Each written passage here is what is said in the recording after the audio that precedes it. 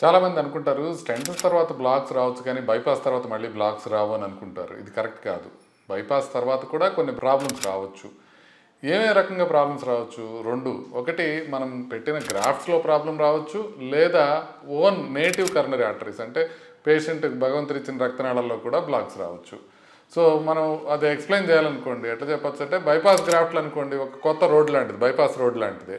అదేం చేస్తాం, మనం బ్లాక్ చుట్టూ వేసేస్తాం. సో ఈ కొత్తగా వేసిన ఈ బైపాస్ రోడ్లో కూడా మళ్ళీ ట్రాఫిక్ జామ్ అవ్వచ్చు. అదేవిధంగా బైపాస్ గ్రాఫ్ట్స్లో కూడా మళ్ళీ బ్లాక్స్ రావచ్చు. ఈ బైపాస్ గ్రాఫ్ట్స్ అనేవి రెండు రకాలుగా తీసుకుంటారు. ఒకటి చెస్ట్లో నుంచి తీసివేసేది ఆర్టీరియల్ గ్రాఫ్ట్ అంటారు అనమాట. ఇంటర్నల్ మెమరీ ఆర్టరీ అంటే లెఫ్ట్ సైడ్ ఉండేది. ఆ లెఫ్ట్ సైడ్ ఉండే ఇంటర్నల్ మెమరీ ఆర్టరీ గుండెకి ప్రధాన రక్తనాళానికి బైపాస్గా వాడతారు. రైట్ ఇంటర్నల్ మెమరీ కూడా కొన్నిసార్లు వాడతారు, కానీ లెఫ్ట్ ఇంటర్నల్ మెమరీ ఆర్టరీ బాగా కామన్గా వాడతారు. అది యూజువల్గా ఎక్కువ కాలం పనిచేస్తుంది. కొంతమందికి 10, 15, 20 ఏళ్ళు కూడా పనిచేస్తుంది. కొంతమంది కాళ్ళ నుంచి తీసేసినవి మిగతా రక్తనాళాలకు వేస్తారు. కాళ్ళ నుంచి తీసివేసిన రక్తనాళాల్లో బ్లాక్స్ రావడం కొంచెం ఎక్కువే ఉంటుంది. ఆల్మోస్ట్ 10 ఏళ్లలో సగం పైగా కాళ్ళ నుంచి వేసినవి మూసుకుపోతాయి అన్నమాట.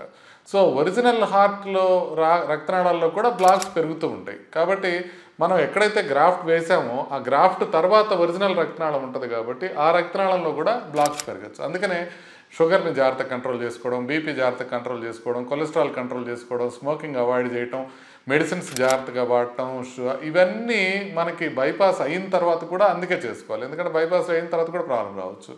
సో ఇప్పుడు ఎప్పుడైనా సరే మీరు బైపాస్ అయిపోయిన తర్వాత మీరు నడుస్తున్నప్పుడు కనుక మీకు గుండెల్లో నొప్పిగానే అనిపిస్తుంది అని అంటే మనకి గ్రాఫ్ట్స్లో ఏదో ప్రాబ్లం వచ్చినట్టు అనేది తెలుసుకోవాలి. అప్పుడు మనం ఏం చేయాలంటే మనం మళ్ళీ యాంజియోగ్రఫీ చెక్ చేసుకొని బైపాస్ గ్రాఫ్ట్లు మళ్ళీ నేటివ్ వెజల్స్ రెండు చూసుకొని ఏదన్నా ప్రాబ్లం ఉంటే ఎలా సాల్వ్ చేసుకోవాలనేది తర్వాత చూసుకోవచ్చు. కాబట్టి బైపాస్ ఒకసారి అయిపోతే కంప్లీట్గా ఏమి ఉండదని కాదు. బైపాస్ అయిపోయిన తర్వాత కూడా ప్రాబ్లమ్స్ ఉండే అవకాశం ఉంటుందని తెలుసుకొని బైపాస్ అయిన తర్వాత కూడా మీకు కనుక సింటమ్స్ వస్తుంటే చెకప్ చేయించుకోవడం చాలా అవసరమని గుర్తించాలి.